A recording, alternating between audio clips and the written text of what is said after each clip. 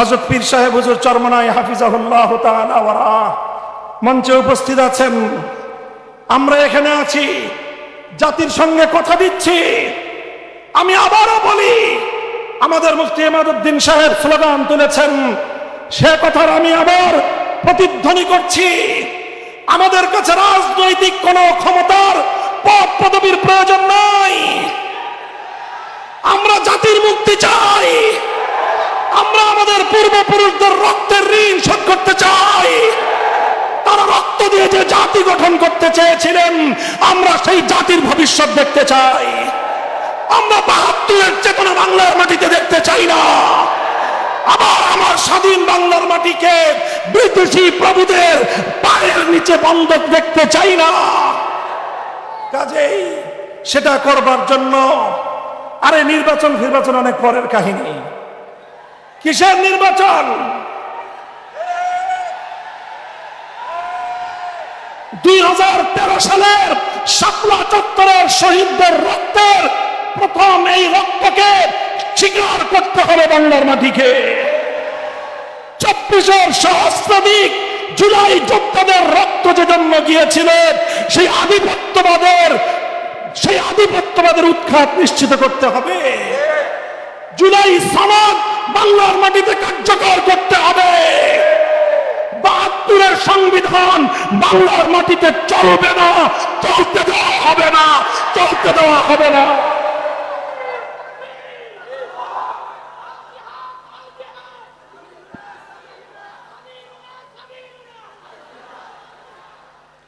কাজেই আমি বাংলাদেশের সকল রাজনৈতিক পক্ষগুলোকে পরিষ্কার ভাষায় আমাদের বার্তা স্পষ্ট ভাষায় দিয়ে দিচ্ছি। ৭২ আর ২৪-এর যে সংঘাত, ওই সংঘাতে আমাদের আপোষ করার কোনো সুযোগ নাই। ২৪-এর রক্তের সঙ্গে গাদ্দারি করে যারা আবার ৭২-এর বাকশালী ব্যবস্থার দিকে ফিরে যেতে চান, আপনারা যদি শহীদ জিয়াউর রহমানের নাম মুখে উচ্চারণ করেন, তাহলে আপনাদের আরেকবার উযু করা দরকার।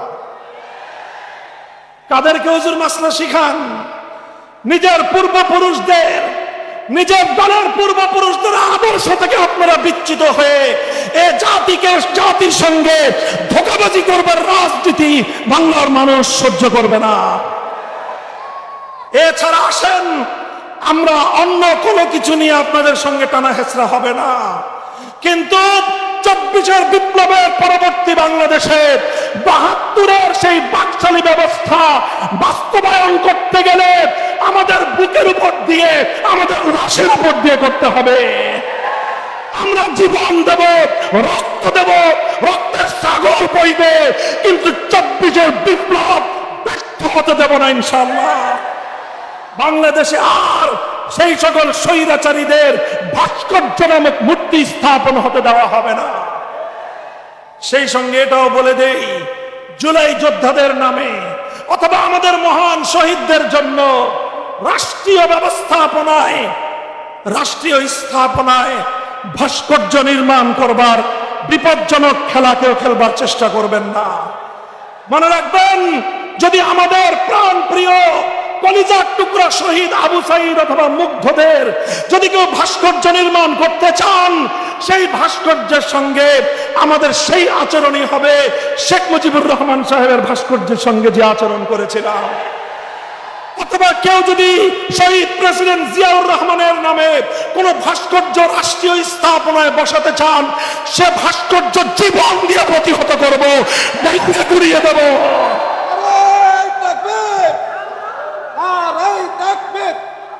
আমরা আদর্শের জায়গায় আমাদের কম্প্রোমাইজ করবার কোনো সুযোগ নাই।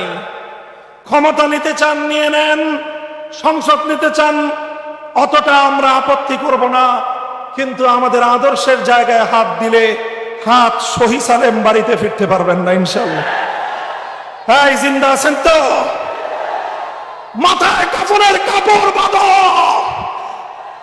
আবার জুলাইয়ের চেতনায় উজ্জীবিত হও, আবার শাপলার হাতিয়ার নিয়ে মাঠে নামতে হবে, মাঠে নামতে হবে, মাঠে নামতে হবে।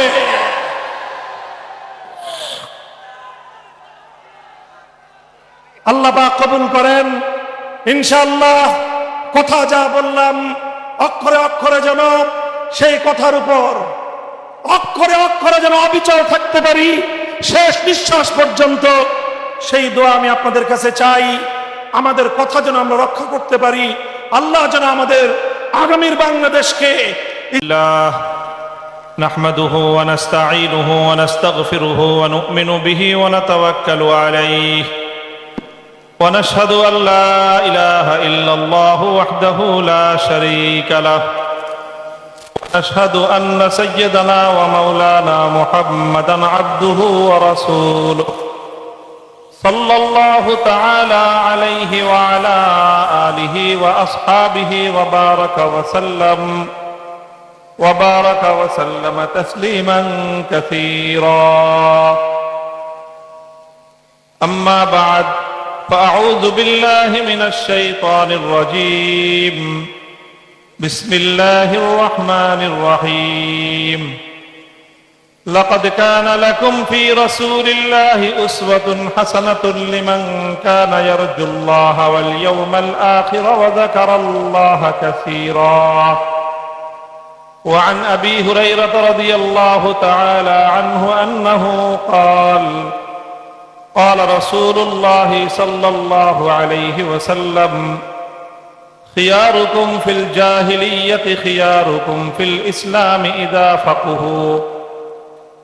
بارك الله لنا ولكم في القرآن العظيم ونفعنا وإياكم بالآيات والذكر الحكيم. اللهم صل على محمد وعلى آل محمد كما صليت على إبراهيم وعلى آل إبراهيم إنك حميد مجيد. اللهم بارك على محمد وعلى آل محمد كما باركت على إبراهيم وعلى آل إبراهيم إنك حميد مجيد. জাতীয় সিরাত কমিটি আয়োজিত আজিমুশান সিরাতুন নবী ইসলামী মহাসম্মেলনে উপস্থিত সম্মানিত সদরে ইজলাস, উপস্থিত হযরত উলামায়ে কেরাম এবং আজকের এই বিশাল জনসমুদ্রে উপস্থিত সম্মানিত সিরাতুন নবী সাল্লাল্লাহু আলাইহি ওয়াসাল্লামের সুমহান আদর্শের পতাকাবাহী আল্লাহর পয়গম্বরের প্যারা উম্মত, প্রাণ প্রিয় আমার এই অঞ্চলের এলাকাবাসী, সর্বস্তরের তৌহিদি জনতা, সিরাতুন নবী সাল্লাল্লাহু আলাইহি ওয়াসাল্লাম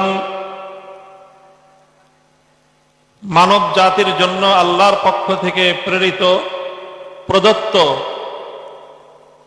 উত্তম ব্যবস্থার সর্বোচ্চ মানদণ্ড। যে কোনো ক্ষেত্রে বিশ্ববাসীর জন্য নবী মুহাম্মদুর রাসূলুল্লাহ সাল্লাল্লাহু আলাইহি ওয়াসাল্লামের আদর্শের চেয়ে উত্তম কোন নমুনা এই পৃথিবীতে নেই, এবং সেটা সকল ক্ষেত্রেই। যেমনি ভাবে মানুষের ইবাদত বন্দেগী, ধর্মীয় আচার আচরণের ক্ষেত্রে আল্লাহর পয়গম্বর নবীজির জীবন আদর্শ সিরত সর্বোত্তম নমুনা, ঠিক তেমনি ভাবে পারিবারিক জীবন কার্যকলাপ পরিচালনায় আল্লাহর নবীর জীবন আদর্শ, নবীর সিরত, এটাই হলো সর্বোত্তম নমুনা এবং সর্বোত্তম মডেল। ঠিক তেমনি ভাবে ব্যবসা বাণিজ্য অর্থনীতির ক্ষেত্রেও নবী আকরাম সাল্লাল্লাহু আলাইহি ওয়াসাল্লামের সিরত হলো সর্বোত্তম নমুনা এবং মডেল। একইভাবে রাষ্ট্র এবং রাজনৈতিক ব্যবস্থা এবং বন্দোবস্তের ক্ষেত্রেও মুহাম্মদুর রাসূলুল্লাহ সাল্লাল্লাহু আলাইহি ওয়াসাল্লাম আনিত, প্রদত্ত, প্রতিষ্ঠিত, বাস্তবায়িত মডেল এবং নমুনাই হলো বিশ্ববাসীর জন্য সর্বশ্রেষ্ঠ এবং সর্বোত্তম মডেল। আমরা আল্লাহ রাসূল সাল্লাল্লাহু আলাইহি ওয়াসাল্লামের এই সিরাতকে শুধু আলোচনার মধ্যেই নয়, বরং আমরা ব্যক্তিগত জীবন থেকে জীবনের প্রতিটি ক্ষেত্রে বাস্তবায়ন করার চেষ্টা করব ইনশাআল্লাহ। আল্লাহ রাব্বুল আলামিন আমাদেরকে তৌফিক দান করুন। বর্তমানে আমরা বাংলাদেশ একটি ঐতিহাসিক সময় অতিক্রম করছি। এই জাতির কপালে ভাগ্যে এরকম সময় শতাব্দীতে এক দুইবার আগমন করে, অতীতেও গিয়েছে, যেটাকে একটি জাতির টার্নিং পয়েন্ট বলা যেতে পারে। যে ওই সময়গুলোতে ইতিহাসের গুরুত্বপূর্ণ বাক বদলের মুহূর্তে জাতি যদি সঠিক সিদ্ধান্ত গ্রহণ করতে পারে, তাহলে সে জাতির ভবিষ্যৎ এবং তাদের আগামী প্রজন্ম কল্যাণ লাভ করে ধন্য হয়। আর ইতিহাসের বাক বদলের সময়ে জাতির কর্ণধার, জাতির নেতৃত্ব যদি সিদ্ধান্ত গ্রহণ করতে ভুল করে, তাহলে তার খেসারত শতাব্দী কাল পর্যন্ত গুনতে হয় গোটা জাতিকে। তাই আজ আমি ইতিহাসের এই ঐতিহাসিক বাক বদলের মুহূর্তে আমি আমার দৃষ্টিতে বর্তমান এই বাংলাদেশের শ্রেষ্ঠ সন্তানদেরকে লক্ষ্য করে আমি বলতে চাই এবং অত্যন্ত আস্থার সাথে বলতে চাই, যদি আমরা এই সময়ে আমাদের সঠিক কর্মপন্থা অবলম্বন করতে সক্ষম হই, নেতৃত্বের হাল যদি আমরা শক্ত হাতে ধারণ করতে সক্ষম হই, আগামীর বাংলাদেশ হবে ইসলামের বাংলাদেশ, আগামীর বাংলাদেশ হবে সিরাতুন নবীর বাংলাদেশ, আগামীর বাংলাদেশ হবে ইনশাআল্লাহ আল্লাহর নবীর আনিত রাজনৈতিক বন্দোবস্ত খেলাফতের বাংলাদেশ। মুহতারাম হাজিরিন, এই জন্য আমাদের সামনে সিরাতুন নবীর একটা গুরুত্বপূর্ণ আদর্শ আমি আজ উপস্থিত এই অডিয়েন্স, এই জনসমুদ্রকে লক্ষ্য করে বলছি এবং পর্যায়ক্রমে আমার গোটা জাতিকেই আমি আমার এই বার্তা ইসলামের পক্ষ থেকে, ওলামায়ে উম্মতের পক্ষ থেকে পৌঁছে দিতে চাই। নবী আকরাম সাল্লাল্লাহু আলাইহি ওয়াসাল্লামের সিরাতের একটা গুরুত্বপূর্ণ শিক্ষা, গুরুত্বপূর্ণ একটা আদর্শ আমি যেই হাদিসের অংশ বিশেষ পাঠ করেছি, এই হাদিস থেকে কিছুটা বুঝে আসে এবং নবীজির নবুয়ত লাভ থেকে শুরু করে আল্লাহর পয়গম্বরের ওয়াফাতুন নবী পর্যন্ত, বেসাতুন নবী থেকে ওয়াফাতুন নবী পর্যন্ত 23 বছরের এই সুদীর্ঘ জীবনে নবীজির অনুসৃত একটি গুরুত্বপূর্ণ নীতিমালা যেটা আমি আলোচনা করছি, সেটা হলো এই: আল্লাহর নবী এসেছিলেন আমরা জানি এমন এক সময়ে, যেই সময়কে ইতিহাসে আইয়ামে জাহিলিয়াত বলা হয়ে থাকে, বর্বরতার যুগ বলা হয়, অন্ধকারের যুগ বলা হয়। সেই অন্ধকার যুগে আল্লাহর নবী নবুয়তের প্রদীপ জ্বাললেন। আল্লাহর পয়গম্বর আল্লাহর পক্ষ থেকে নাজিলকৃত মহাগ্রন্থ আলোকবর্তিকা আল কোরআনের আলো প্রজ্বলিত করার মধ্য দিয়ে জাহিলিয়াত এবং বর্বরতার সকল তিমির অন্ধকার তিনি দূরীভূত করলেন। গোটা বিশ্ববাসী যেই আলোয় উদ্ভাসিত হলো, আল্লাহর পয়গম্বরের সিরাত এবং কোরআনের আলোতেই সারা দুনিয়া সেই জাহিলিয়াতের অন্ধকার থেকে মুক্তি লাভ করেছিল। নবী করিম সাল্লাল্লাহু আলাইহি ওয়াসাল্লাম জাহিলিয়াতকে পরিবর্তন করেছেন, জাহিলিয়াতের সকল অন্ধকারকে দূরীভূত করেছেন, জাহিলিয়াতের সকল বর্বরতাকে আল্লাহর পয়গম্বর তিনি উৎখাত করেছেন এবং জাহিলিয়াতের যত অসভ্যতা, যত অশ্লীলতা, যত পাপাচার, যত অমানবিকতাকে নবী আকরাম সাল্লাল্লাহু আলাইহি ওয়াসাল্লাম অত্যন্ত কঠোরভাবে তিনি দমন করেছেন। এটা ছিল রাসূল সাল্লাল্লাহু আলাইহি ওয়াসাল্লামের সিরাতের অত্যন্ত গুরুত্বপূর্ণ একটা অধ্যায়। লক্ষ্য করেন এদিকে, এটা খুব গুরুত্বপূর্ণ বিষয় সিরাতের। আল্লাহর পয়গম্বর মুহাম্মদুর রাসূলুল্লাহ সাল্লাল্লাহু আলাইহি ওয়াসাল্লাম একদিকে যেমনি ভাবে জাহিলিয়াতের সকল বর্বরতা, অমানবিকতাকে অত্যন্ত কঠোর হাতে তিনি দমন করেছেন, অপরদিকে আল্লাহর নবী সেই প্রাচীন কাল থেকে চলে আসা যেই সকল ভালো নীতিগুলো ছিল, যেই সকল ভালো ভালো কর্মকাণ্ডগুলো ছিল, সেগুলোকে আল্লাহর নবী শুধুমাত্র এই কারণে যে সেটা আমার নবুয়তের পূর্ব থেকে চলে আসছে, এই কারণে আল্লাহর নবী কোনো ভালো কর্মকাণ্ডকে, কোনো ভালো আদর্শকে আল্লাহর নবী কখনোই উৎখাত করবেন তো দূরের কথা, সেটাকে অসম্মান এবং অমর্যাদা পর্যন্ত আল্লাহর নবী করেননি। তাহলে আমরা দেখতে পাই নবীজির সিরাতের গুরুত্বপূর্ণ একটা অধ্যায় হলো যে আল্লাহর নবী প্রাচীন কাল থেকে চলে আসা প্রতিটি ভালো আদর্শকে তিনি শক্তিশালীভাবে সমাজে প্রতিষ্ঠিত করেছেন, কিন্তু প্রাচীনকালের প্রতিটি অসভ্যতা, বর্বরতা এবং অমানবিকতাকে আল্লাহর নবী নিজে তার সকল শক্তি দিয়ে তিনি উৎখাত করেছেন। আমি দৃষ্টান্ত হিসেবে এক দুটি কথা বলতে পারি।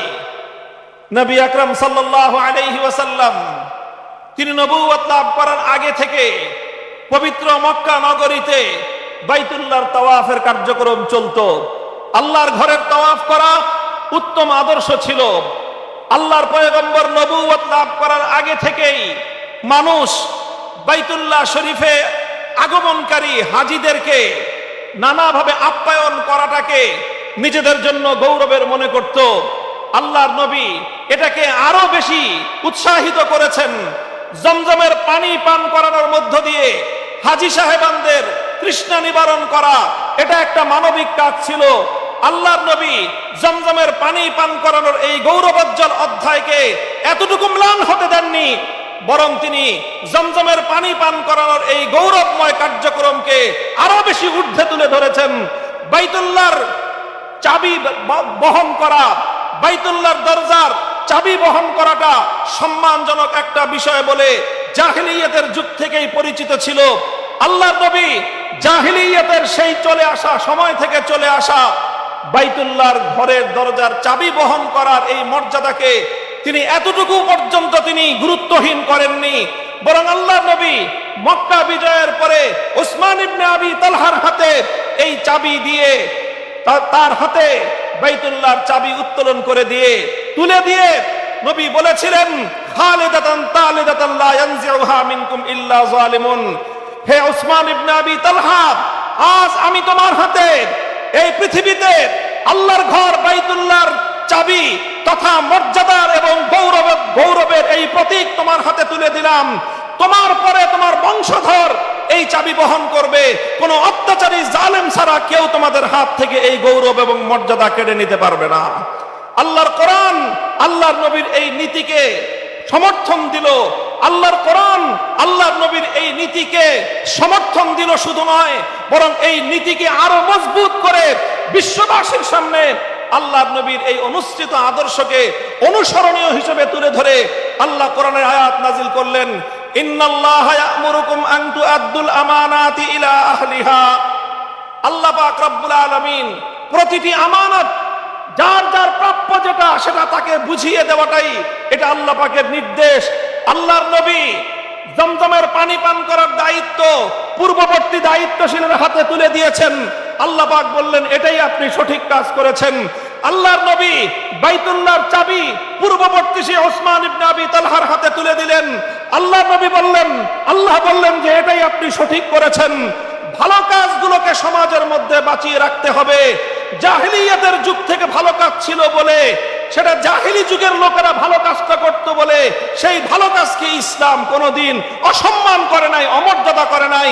কোন ভালোকে কোনোদিন ইসলাম দাফন করে না, বরং প্রতিটি ভালোকে ইসলাম উৎসাহিত করে। এটাই সিরাতুন নবী। ভালোকে উৎসাহিত করেছেন। পূর্ব যুগ থেকে চলে আসা প্রতিটি উত্তম কার্যকলাপকে আল্লাহর নবী শক্তিশালী করেছেন, বরং আল্লাহর কোরআন আয়াত নাজিল করে সেটাকে মানুষের মধ্যে আরো উজ্জীবিত করেছে। এটা হলো সিরাতুন নবীর একটা দিক।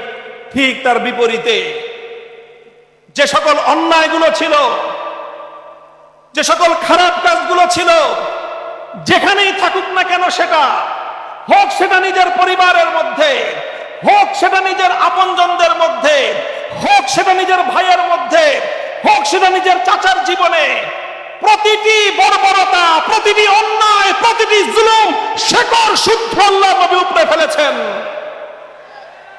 রাসূল আকরাম সাল্লাল্লাহু আলাইহি ওয়াসাল্লাম যেদিন মদিনা স্টেট ঘোষণা করলেন, ইসলামী রাষ্ট্রের বুনিয়াদ কায়েম করলেন, আল্লাহর নবী ঘোষণা দিলেন, আলা ইন্না রিবাল জাহিলিয়াতি মাওযুউন তাহতা কদামাইয়া, আলা ইন্না দিমাল জাহিলিয়াতি মাওযুউন তাহতা কদামাইয়া, ওয়া ইন্না আউওয়ালা রিবান আদাউহু রিবাল আব্বাস ইবনে আব্দুল মুত্তালিব।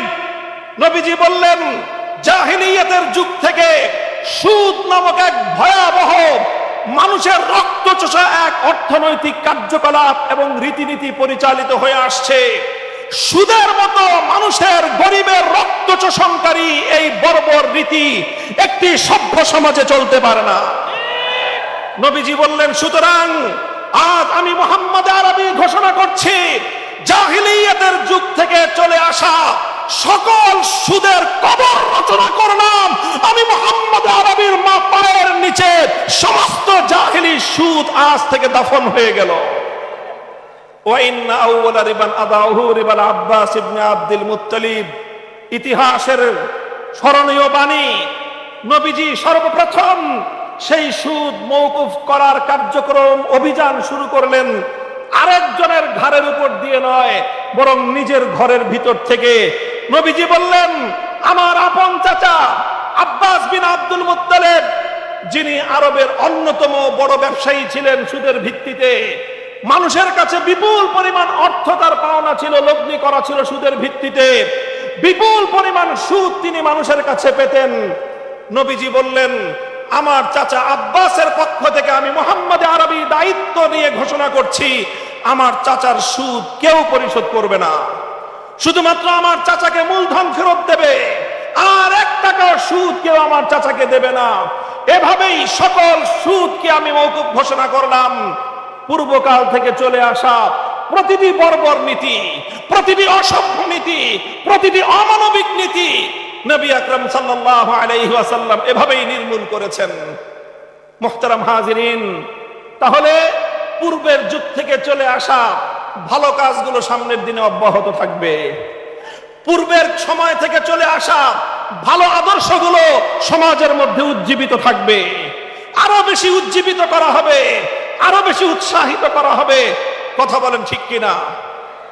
কিন্তু শুধু চলে আসছে বাপদাদার যুগ থেকে, পূর্বপুরুষদের যুগ থেকে চলে আসছে এই অজুহাতে কোন অসভ্যতা, কোন বর্বরতা, কোন অমানবিকতাকে মুসলিম সমাজ, মুহাম্মদুর রাসূলুল্লাহ সাল্লাল্লাহু আলাইহি ওয়াসাল্লামের অনুসারী সমাজ তারা এক মুহূর্তের জন্য বরদাস্ত করতে পারে না। আমি সিরাতুন নবীর এই মৌলিক দর্শনটি আপনাদের সামনে তুলে ধরলাম। আমি আশা করি আপনারা এই বিষয়টি হৃদয়ঙ্গম করবেন এবং এই বিষয়ে আপনারা যদি অধিকতর পড়াশোনা করেন, দীর্ঘ তালিকা পাবেন যে আল্লাহর নবী জাহিলিয়াতের যুগের কি কি কুপ্রথা তিনি শক্ত হাতে দমন করেছেন, আবার পূর্বের যুগ থেকে চলে আসা ভালো রীতিনীতিগুলোকে তিনি কিভাবে প্রমোট করেছেন, কিভাবে তিনি সেগুলোকে সমর্থন দিয়েছেন, শক্তি জুগিয়েছেন। আপনারা তার সুদীর্ঘ তালিকা পেয়ে যাবেন।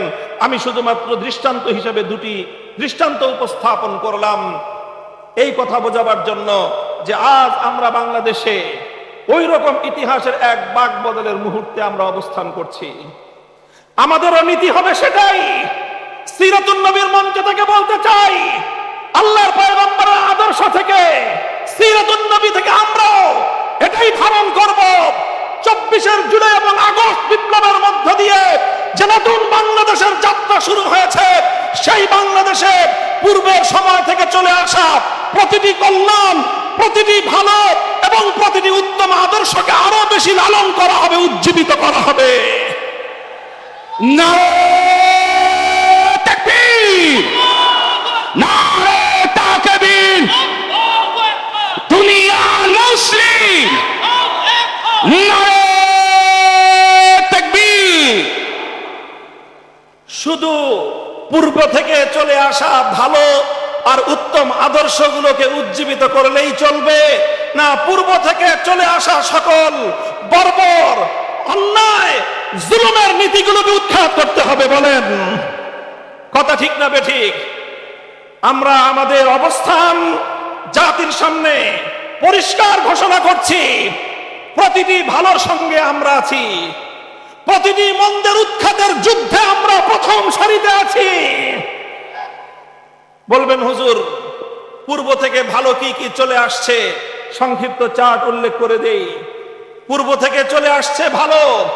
1905 সালে এই পূর্ববঙ্গের মুসলমানদের ইসলামী চেতনা, মুসলিম জাতিসত্তার উত্থান এবং উন্নয়নের জন্য এই পশ্চিমবঙ্গের আধিপত্য খর্ব করে, দাদা বাবুদের আধিপত্য, তাদের প্রভুত্বকে খর্ব করে মুসলমানরা যেন তাদের পায়ের উপর দাঁড়িয়ে নিজেরা স্বাধীন জাতিসত্তা গঠন করতে পারে, সেই জন্য 1905 সালে বঙ্গভঙ্গ করা হয়েছিল। আমরা সেই বঙ্গভঙ্গের চেতনাকে সামনের দিনে অব্যাহত রাখতে চাই। আমরা বলতে চাই, আমার সোনার বাংলাদেশ আর কোনদিন দাদা বাবুদের গোলামে পরিণত হবে না। নারায়ে তাকবীর, সাবিলুনা সাবিলুনা, তারিকুনা তারিকুনা। আমরা বলতে চাই, হাজী শরীয়তুল্লাহর এই বাংলার মাটিতে, হাফিজজির এই বাংলার মাটিতে, শাইখুল হাদিসের বাংলার মাটিতে, শাইখুল ইসলাম আহমদ শফীর বাংলার মাটিতে, আল্লামা জুনায়েদ বাবুনগরীর এই বাংলার মাটিতে পৌত্তলিকতার আধিপত্যকে আমরা আর কোনোদিন বরদাস্ত করব না ইনশাআল্লাহ। নারায়ে তাকবীর। দাদা বাবুদের কালো হাত, নাসিক মুর্দাদের কালো হাত, দুনিয়ার মুসলিম। এটা হলো 1905 সালে যে কল্যাণের ধারার সূচনা হয়েছিল।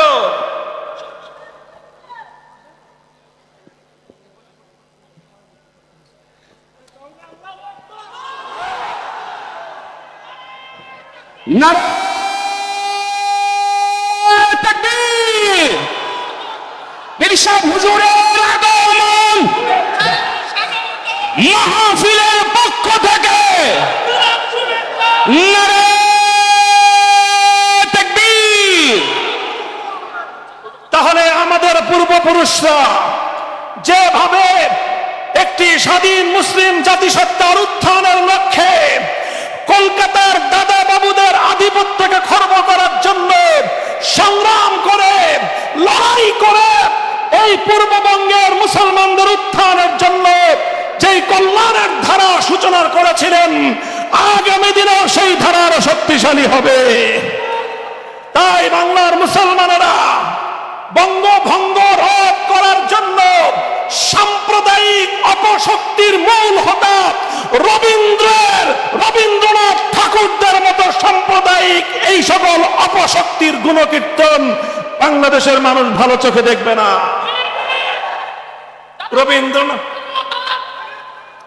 রবীন্দ্রনাথ ঠাকুর সাহিত্যিক মানুষ, তার সাহিত্য পড়বেন, কবি মানুষ, তার কাব্যের অনুসরণ করবেন, কিন্তু তার বস্তা পচা সাম্প্রদায়িক মুসলিম বিদ্বেষী সেই দাদা বাবুদের খবরদারি এবং আধিপত্যের চেতনাকে যদি বাংলার মাটিতে আমদানি করার, আবার নতুন করে পুনর্জীবিত করবার পায়তারা করা হয়, একসঙ্গে বুকের রক্ত দিয়ে প্রতিহত করতে হবে।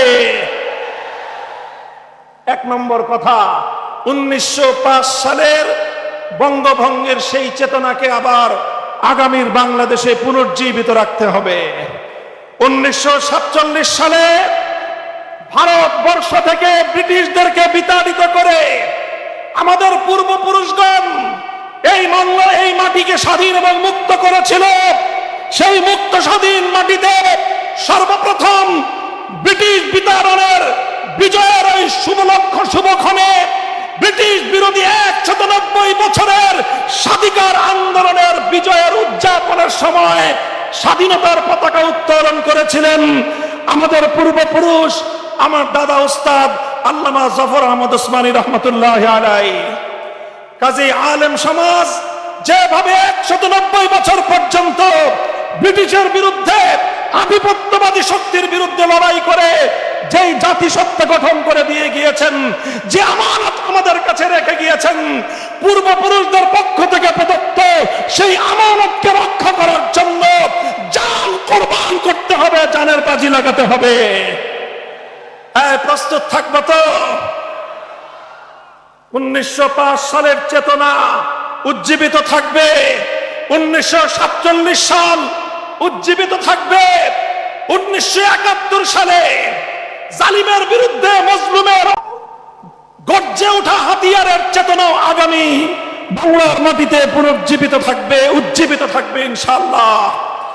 71-এর চেতনা জালিমের বিরুদ্ধে মজলুমের লড়াই, 71-এর চেতনা বৈষম্যের বিরুদ্ধে লড়াই, 71-এর চেতনা সমস্ত আম্বিয়া কেরামের আগমনের যে মৌলিক চেতনা ছিল, সেটা হলো দুনিয়া থেকে সকল জুলুম এবং বেইনসাফি, সকল বৈষম্যকে উৎখাত করে ইনসাফ কায়েম করা, সেটাই ছিল 71-এর চেতনা। কাজেই আগামীর বাংলাদেশ বিনির্মাণে অন্যতম মৌলিক বুনিয়াদ হবে 71-এর চেতনা। তবে 71-এর পরে নতুন গজিয়ে ওঠার এক চেতনার নাম 72-এর চেতনা।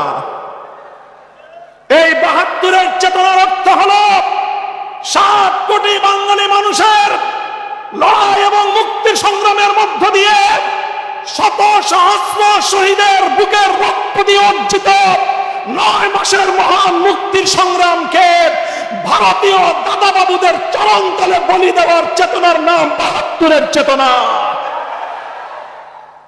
লম্বা ইতিহাস বলবো না, সেই 72-এর চেতনাকেই প্রতিনিধিত্ব করে 72-এর সংবিধান, যে সংবিধানের মাধ্যমে মুক্তিযুদ্ধকে হত্যা করা হয়েছে, যে সংবিধানের মাধ্যমে বাংলাদেশের স্বাধীনতাকে ভারতের চরণতলে বলি দেওয়া হয়েছে।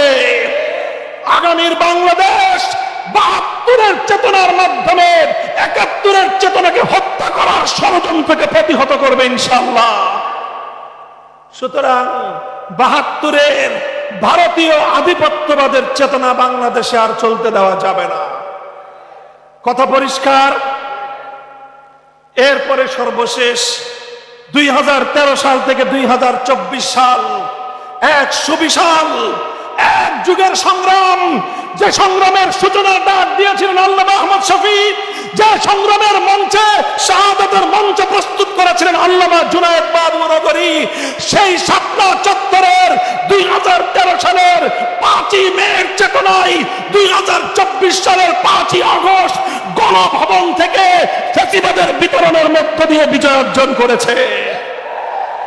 সুতরাং 24-এর চেতনায় ফ্যাসিবাদ বিরোধী আন্দোলন এবং সংগ্রামের চেতনা থেকে যারা হেফাজতের শাহাদাতের রক্তের দাগ মুছে ফেলতে চায়, যারা আল্লাহর পয়গম্বরের সত্যিকার আশিক নবী উম্মতের রক্তের দাগ মুছে ফেলতে হয়, তাদের ইতিহাস বাংলার মাটি থেকে মুছে ফেলতে হবে, মুছে ফেলতে হবে।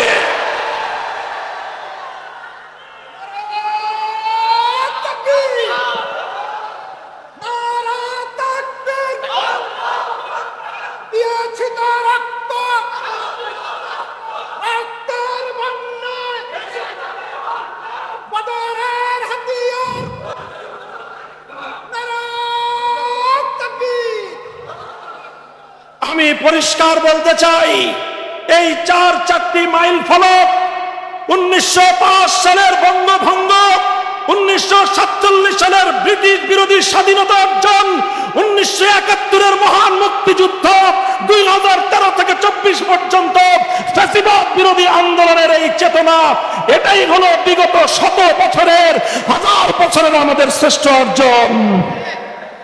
এই অর্জনকে যদি কেউ নেগলেক্ট করতে চায়, ওর জিহ্বা টিনে ছেড়ে ফেলে দিতে পারবেন আপনারা। কেউ যদি এই 4টি চেতনার যে কোনো একটার বিরুদ্ধে বাংলার মাটিতে কথা বলবার দুঃসাহস দেখায়, আপনারা ওর বিরুদ্ধে অবস্থান করে প্রতিহত করবার ঘোষণা দেবেন। নাম উল্লেখ করলাম না, অনেকে অনেক নামে আখ্যায়িত করে। আমি শুধু বলতে চাই, ফজলুর রহমান সাহেব, মনে রাখবেন, বাংলার মাটিতে আমরা ভাড়াটিয়া হিসেবে থাকি না। ও রক্ত দিয়ে কেনা, নিজের বাপের রক্ত দিয়ে কেনা মাটিতে বসবাস করি আমরা। এখানে আমরা অনেক রক্ত দিয়ে 1905 সালে বঙ্গভঙ্গ করেছিলাম, অনেক রক্ত দিয়ে ব্রিটিশদেরকে বিতাড়িত করেছিলাম, অনেক রক্ত দিয়ে 71-এর মুক্তিযুদ্ধের মঞ্চ প্রস্তুত করেছিলাম, রক্ত দিয়েছি শাপলা চত্বরে, রক্ত দিয়েছি জুলাই বিপ্লবে। সুতরাং আমার রক্তের সঙ্গে যদি কেউ গাদ্দারি করতে চায় তার জিভ আমি টেনে ছেড়ে ফেলবো।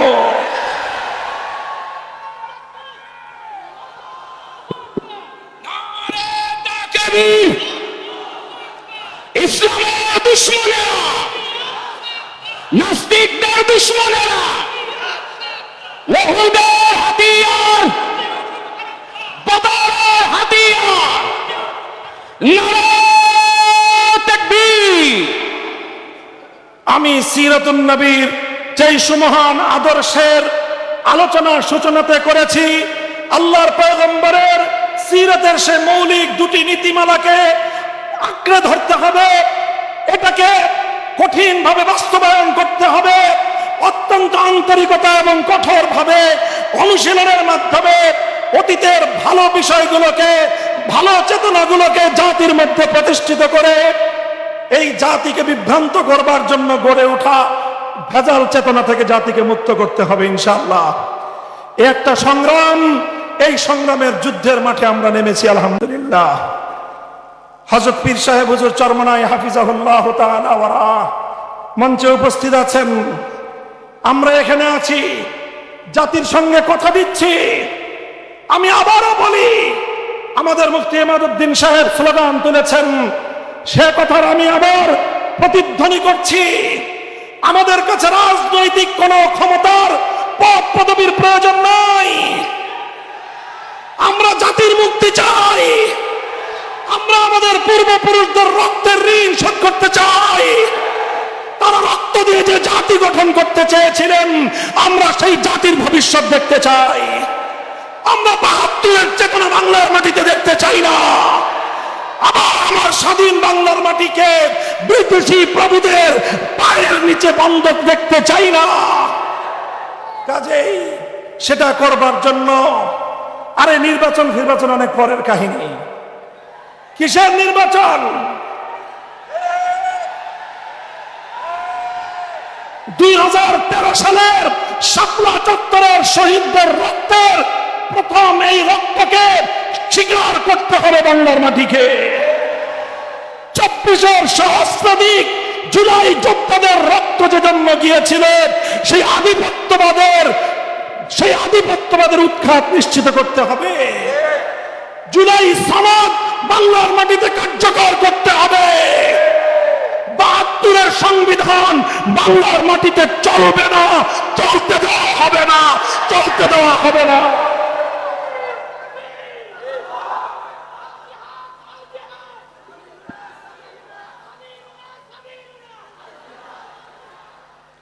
কাজেই আমি বাংলাদেশের সকল রাজনৈতিক পক্ষগুলোকে পরিষ্কার ভাষায় আমাদের বার্তা স্পষ্ট ভাষায় দিয়ে দিচ্ছি। ৭২ আর ২৪-এর যে সংঘাত, ওই সংঘাতে আমাদের আপোষ করার কোনো সুযোগ নাই। ২৪-এর রক্তের সঙ্গে গাদ্দারি করে যারা আবার ৭২-এর বাকশালী ব্যবস্থার দিকে ফিরে যেতে চান, আপনারা যদি শহীদ জিয়াউর রহমানের নাম মুখে উচ্চারণ করেন, তাহলে আপনাদের আরেকবার উজু করা দরকার। কাদেরকে হুজুর মাসলা শিখান? নিজের পূর্বপুরুষদের, নিজের দলের পূর্বপুরুষদের আদর্শ থেকে আপনারা বিচ্যুত হয়ে এ জাতির সঙ্গে ধোঁকাবাজি করবার রাজনীতি বাংলার মানুষ সহ্য করবে না। এছাড়া আসেন, আমরা অন্য কোনো কিছু নিয়ে আপনাদের সঙ্গে টানা হেঁচড়া হবে না, কিন্তু ২৪-এর বিপ্লবের পরবর্তী বাংলাদেশে ৭২-এর সেই বাকশালী ব্যবস্থা বাস্তবায়ন করতে গেলে আমাদের বুকের উপর দিয়ে, আমাদের লাশের উপর দিয়ে করতে হবে। আমরা জীবন দেব, রক্ত দেব, রক্তের সাগর বইবে, কিন্তু ২৪-এর বিপ্লব ব্যর্থ হতে দেব না ইনশাআল্লাহ। বাংলাদেশে আর সেই সকল স্বৈরাচারীদের ভাস্কর্য নামক মূর্তি স্থাপন হতে দেওয়া হবে না। সেই সঙ্গে এটাও বলে দেই, জুলাই যোদ্ধাদের নামে অথবা আমাদের মহান শহীদদের জন্য রাষ্ট্রীয় ব্যবস্থাপনায়, রাষ্ট্রীয় স্থাপনায় ভাস্কর্য নির্মাণ করবার বিপজ্জনক খেলা কেউ খেলবার চেষ্টা করবেন না। মনে রাখবেন, যদি আমাদের প্রাণ প্রিয় কলিজার টুকরা শহীদ আবু সাঈদ অথবা মুগ্ধদের যদি কেউ ভাস্কর্য নির্মাণ করতে চান, সেই ভাস্কর্যের সঙ্গে আমাদের সেই আচরণই হবে শেখ মুজিবুর রহমান সাহেবের ভাস্কর্যের সঙ্গে যে আচরণ করেছিলাম। অথবা কেউ যদি শহীদ প্রেসিডেন্ট জিয়াউর রহমানের নামে কোন ভাস্কর্য রাষ্ট্রীয় স্থাপনায় বসাতে চান, সে ভাস্কর্য জীবন দিয়ে প্রতিহত করব, ভেঙে গুড়িয়ে দেব।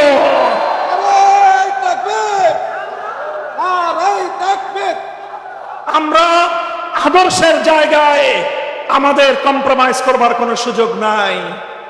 ক্ষমতা নিতে চান নিয়ে নেন, সংসদ নিতে চান অতটা আমরা আপত্তি করব না, কিন্তু আমাদের আদর্শের জায়গায় হাত দিলে হাত সহি সালেম বাড়িতে ফিরতে পারবেন না ইনশাআল্লাহ। তাই জিন্দা আছেন তো? মাথায় কাফনের কাপড় বাঁধো, আবার জুলাইয়ের চেতনায় উজ্জীবিত হও, আবার স্বপ্নের হাতিয়ার নিয়ে মাঠে নামতে হবে, মাঠে নামতে হবে, মাঠে নামতে হবে।